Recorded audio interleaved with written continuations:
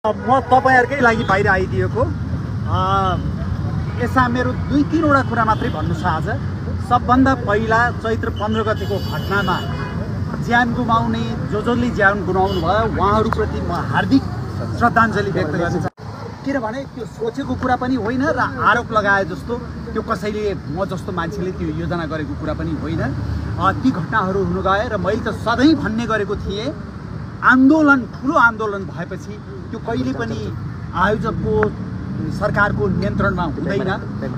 त्यो 46 साल होस्, त्यो 62-63 होस्, त्यो मधेस आन्दोलन होस्, त्यो थारू आन्दोलन होस्, हरेक आन्दोलनमा जनधनको क्षति हुन्छ। त्यसै हुनाले मैले बारम्बार मेरा टिप्पणीहरूमा सामाजिक सञ्जालका टिप्पणीहरूमा शान्तिपूर्ण संक्रमण मार्फत नवीन समझदारीमा जाउँ, शान्तिपूर्ण संक्रमण भन्ने मैले जहिले पनि मेन्सन गर्थेँ।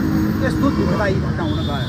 दोस्रो कुरा, अहिले म खाली हाजिरी जवानीमा छुटेको, त्यसो हुनाले म एकदम धेरै खुसी हुने यो गर्ने पक्षमा छैन, अझै बाँकी छ।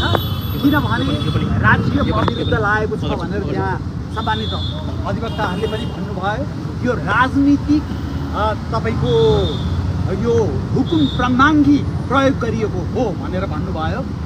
त्यसो हुनाले अझै त्यो मुद्दा बाँकी नै छ र त्यसमा म लागि नै रहन्छु।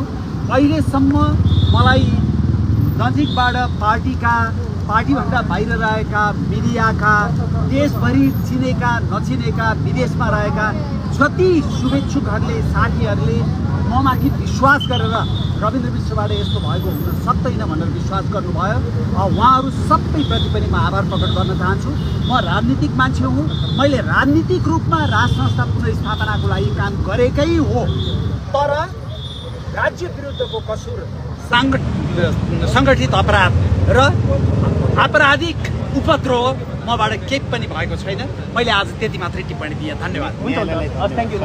र भन्नै पर्ने एउटा कुरा सम्झाइदिनु भयो, मैले बन्दी प्रत्यक्षकरणलाई सहज रूपमा लिएको भए म हिरासतमा आउने बित्तिकै म बन्दी प्रत्यक्षकरणको लागि आउन सक्थेँ। मैले त सघाउँछु भनेर निरन्तर उहाँहरूलाई सघाएको, तर जब मैले बुझेँ कि राज्यले चाहिँ अधिकार लिइरहेछ, म नागरिकको अधिकार खोजिरहेछ भन्ने मलाई महसुस भयो। त्यसपछि मैले अनि 47औं बन्दी प्रत्यक्षकरणको निवेदन दर्ता गरेको हो। बन्दी प्रत्यक्षकरणको सुनवाई गरिदिने र आजसम्म जो अधिवक्ताहरूले मेरो पक्षबाट बहस गरिदिनु भयो उहाँहरू सबैले भोलिन्टरी गरिदिएको, उहाँहरूप्रति म एकदमै आभार प्रकट गर्न चाहन्छु। र जो सम्मानित न्यायाधीशहरू हुनुहुन्छ जसको इजलासबाट आज मैले छुटकारा पाएँ, उहाँहरूप्रति म असाध्यै श्रद्धा व्यक्त गर्न चाहन्छु। धन्यवाद। Thank you.